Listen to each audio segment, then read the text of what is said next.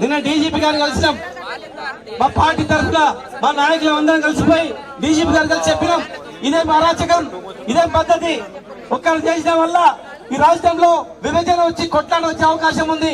బాధితులు ఎవరైనా సరే, మీరు ఏ పార్టీ అయినా సరే చూడకుండా బాధితులని చర్య తీసుకోవాలి, వెంటనే కఠినంగా శిక్షించాలి. వాళ్ళని మర్డర్ కేసులో 301 కేసు మార్చి 307 నుంచి 302గా మార్చి అరెస్ట్ చేయాలి. వాళ్ళకి ఎవరైతే సపోర్ట్ చేసిండ్రో ఆ రాజకీయ నాయకులను కూడా అందులో చేర్చాలి. మీకు ఎవరు ఫోన్ చేసిండ్రో ఆ ఫోన్లని మీరు బహిర్గతం చేయాలి. లేనట్లయితే మేమే ఆర్టీఐ కింద ఇచ్చి మీకు ఆ సమయంలో ఎవరు ఫోన్ చేసిండ్రో అవన్నీ కూడా మేము బహిర్గతం చేస్తాం. సీసీ ఫుటేజ్లు ఎందుకు దాచిండ్రో. ఇవాళ నిజానికి ఇక్కడ జరిగింది మాటలకు అందని మహావిషాదం. ఒక పసిపాప ప్రాణాలు, 2 నెలల పసిగుడ్డు ప్రాణాలు పోయిన తర్వాత మాటలు రాక గుండె బరువెక్కిన పరిస్థితి వాళ్ళ రాష్ట్రంలో ప్రతి ఒక్కరికి ఉన్నది. ఇందులో రాజకీయాలు మాట్లాడాల్సిన సందర్భం ఎంత మాత్రం కాదు. కానీ కుటుంబానికి న్యాయం జరిగే విధంగా కొట్టడాల్సిన బాధ్యత మాత్రం అటు మీడియా మీద, ఇటు మరి ప్రజలుగా సమాజంలో ఉన్న మనందరి మీద కూడా ఉన్నది. జరిగింది ఏంది అసలు, ఏమడిగింది ఆ పసిగుడ్డు? కుమ్మెరలో మల్లన్న జాతర జరిగితే ఆ మల్లన్న జాతరలో దర్శనం అడిగింది, దేవుడికి దండం పెట్టుకునే అవకాశం అడిగింది ఆ తల్లి చంద్రకళ. అడిగితే దేవుడి దర్శనం అడిగిన పాపానికి, దేవుడికి సేవ చేసుకునే, దేవుడిని దర్శించుకునే అవకాశం ఏమని అడిగితే ఇవాళ జరిగిన దాడి మానవత్వానికి మచ్చ. నిజంగా చెప్పాలంటే ఈ తెలంగాణ సమాజమే తలదించుకునే ఒక దుర్మార్గమైన ఘటన మన కుమ్మెరలో జరిగింది. ఒక్కసారి ఆలోచించమని చెప్పి నేను కోరుతా ఉన్నా ఇక్కడికి వచ్చిన మిత్రులందరినీ.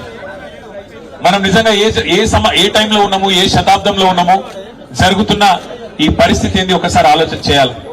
ఇంకా ఈ టైంలో 21వ శతాబ్దంలో కులాలు మతాల పేరిట చిన్నగా చూడడం, అవమానించడం, ఇవాళ ఇంకా కూడా అధికారాన్ని అండగా పెట్టుకొని హత్య రాజకీయాల్ని, హత్య చేసిన హంతకులని కాపాడే ప్రయత్నం జరగడం నిజంగా సిగ్గుచేటు.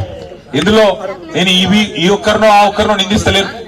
ఇందులో హంతకులకు అండగా నిలబడ్డ ప్రతి ఒక్కడు, వాడు ఎవడైనా గాని, వాడి దోషి రాష్ట్ర ముఖ్యమంత్రి అయినా, స్థానిక ఎమ్మెల్యే అయినా, స్థానిక ఎంపీ అయినా, ఎవరైనా కూడా ఈ తప్పు, ఆ పసిగుడ్డు ప్రాణాలు తీసిన హంతకులకు అండగా నిలబడ్డ వారు ఎవరైనా సరే వారిది ఖచ్చితంగా తప్పే. ఏమడిగిందా పసిగుడ్డు?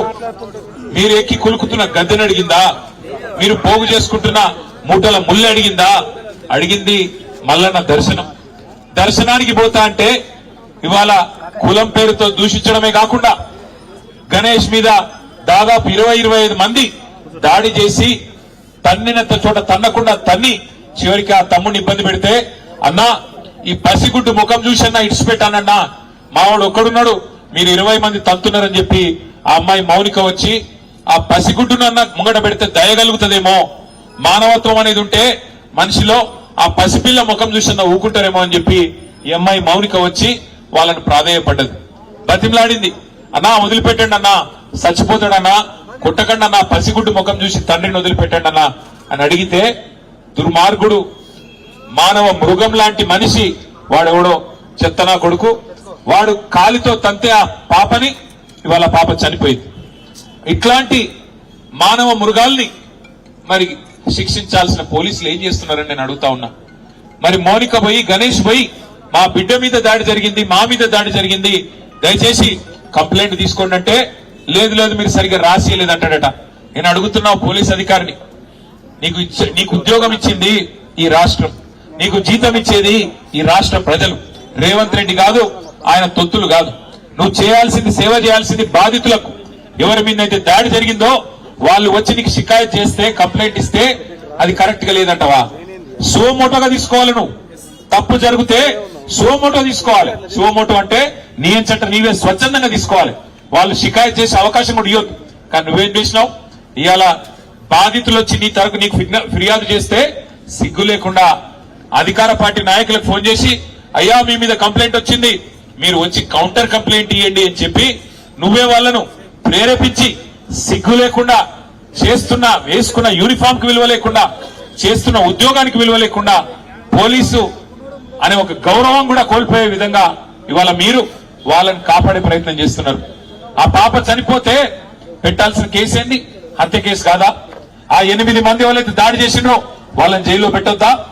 సిగ్గుందా ఈ నాగర్ కర్నూలు పోలీస్ యంత్రాంగానికి నేను అడుగుతా ఉన్నా. ఇవాళ రోడ్డెక్కి ఆ తల్లి బిడ్డ చనిపోయి ఇంకా 3 రోజులు కాలే. ఆ తల్లి ఇవాళ ఆ బిడ్డకు పాలియాల్సిన టైంలో ఇక్కడ కన్నీళ్లతో రోడ్డెక్కి చౌరస్తాలో అంబేద్కర్ సాక్షిగా కూర్చుంటే ఈ స్థానిక యంత్రాంగం, జిల్లా యంత్రాంగం ఆ బిడ్డతో పాటు రాజ్యాంగాన్ని కూడా ఖననం చేసిన మాట వాస్తవం కాదా? డాక్టర్ బాబాసాహెబ్ అంబేద్కర్ విగ్రహం సాక్షిగా ఇలా తల్లి అడుగుతున్నది ఏంది? న్యాయం కాదా? ఏమడుగుతున్నది ఆమె? అన్నా, నేను అడిగిన ఆ అమ్మాయికి చెప్పిన చంద్రకళ గారికి, అమ్మా నీ కొడుకుకు నీ కుటుంబానికి నేను అండగా ఉంటా, ఓ 10 లక్షల రూపాయలు పెట్టి ఇల్లు కట్టిస్తా అంటే ఆ చంద్రకళ ఏమన్నదో తెలుసా నాతో? అన్న అది తర్వాత సంగతి అన్నా, మీరు ముందు వాళ్ళకి శిక్ష పడేటట్టు చేయండి, మీరు అసెంబ్లీలో మాట్లాడండి, మీరు మొత్తం రాష్ట్రం దృష్టికి తీసుకొని పోండి, మాకు సాయం చేసేది మీరు తర్వాత చేయండి పర్వాలేదు, కానీ ముందు ఆ తల్లి బిడ్డలు కోల్పోయిన తల్లి, బిడ్డని కోల్పోయిన ఆ తండ్రి వారి ఆవేదనకు మీరు న్యాయం చేయండి అని మాత్రమే చంద్రకళ వాళ్ళ నాయనమ్మ కోరుతున్నది. ఇంతకు మించి ఏం అడగాల? వాళ్ళు ఏం తప్పు చేసింది ఆ పిల్ల? అయినా నాకు తెలియక అడుగుతా, 2 ఏళ్ల పసిగుడ్డుకు కులం తెలుసా? 2 ఏళ్ల పసిగుడ్డుకు, 2 నెలల పసిగుడ్డుకు మతం తెలుసా? 2 నెలల పసిగుడ్డుకు అధికారం తెలుసా? ఏం తెలుసు? మనం పుట్టించిన కథ కులం. మనిషి పుట్టినాక 5 నిమిషాలకు పుట్టేది కులం, మనిషి పుట్టినాక 5 నిమిషాలకు పుట్టేది మతం. ఇవాళ దానికోసం చివరికి మనుషులను చిన్న చూపు చూసి, దేవుడు దర్శనానికి రాకుండా చేసి, వారి మీద దాడి చేసి, మళ్ళీ వారి మీదనే కేసులు పెట్టి చివరికి రోడ్డు మీద కూర్చునే పరిస్థితి తల్లికి, ఆ తండ్రికి, వాళ్ళ కుటుంబం మొత్తానికి తెచ్చిన ఈ వ్యవస్థను చూసి సిగ్గుతో తలదించుకోవాలి తెలంగాణ సమాజం. ఇవాళ నేను ఇక్కడ రాజకీయం మాట్లాడడానికో రాజకీయం చేయడానికో రాలేదు. నేను స్థానిక ఎమ్మెల్యే గారిని కూడా కోరుతా ఉన్నా, స్థానిక ఎంపీ గారిని కూడా కోరుతా ఉన్నా, హంతకుడు ఎవడైనా హంతకుడే, వాడు ఏ పార్టీ వాడైనా, ఏ పార్టీ వాడైనా వాడిని ఖచ్చితంగా శిక్షించాల్సిందే. 8 మంది ఈరోజు ఈ హంతకుల ముఠా కలిసి ఆ పాపను హత్య చేసింది. ఆ 8 మందిని జైల్లో పెట్టాలా, ఆ 8 మందిని ఖచ్చితంగా హత్యా నేరం కింద అరెస్ట్ చేయాలన్నదే మా ప్రధానమైన డిమాండ్. తర్వాత ఆ కుటుంబాన్ని తప్పకుండా, సరే మేము పార్టీ పరంగా మేము ఆదుకుంటాం, ఆ ఇల్లు కట్టిస్తాం, అది పెద్ద సమస్య కాదు, కానీ రాష్ట్ర ప్రభుత్వం కూడా స్పందించాలా. రాష్ట్ర ప్రభుత్వం కూడా ఖచ్చితంగా స్పందించి ఈ దుర్మార్గమైన అహంకారంతో, ఆధిపత్యంతో, అధికారం అండ చూసుకొని చెలరేగిపోయి ఆ పసిగుడ్డుని ఏదైతే హత్య చేసినారో రాష్ట్ర ప్రభుత్వం కూడా స్పందించి 1 కోటి రూపాయలు నష్టపరిహారం ఖచ్చితంగా ఆ కుటుంబానికి అందించాలి. ఆ కుటుంబంలో చదువుకున్న వాళ్ళు ఎవరైనా ఉంటే, గణేష్ గాని, వాళ్ళ తమ్ముడు గాని, వాళ్ళ చెల్లి అక్క గాని ఉంటే తప్పకుండా వారికి వెంటనే ప్రభుత్వ ఉద్యోగం ఇవ్వాలి. ఆ కుటుంబానికి అండగా నిలబడాలి. ఆ అమ్మాయిని, ఆ పసిగుడ్డును, 2 నెలల పసిగుడ్డును, పొత్తిళ్లలో ఉన్న పసిగుడ్డును హత్య చేసిన హంతకులను ఖచ్చితంగా శిక్షించి జైల్లో వేయాలి, అవసరమైతే ఉరి శిక్ష చేయాలి తప్ప వదిలిపెట్టొద్దని నేను కోరుతా ఉన్నా.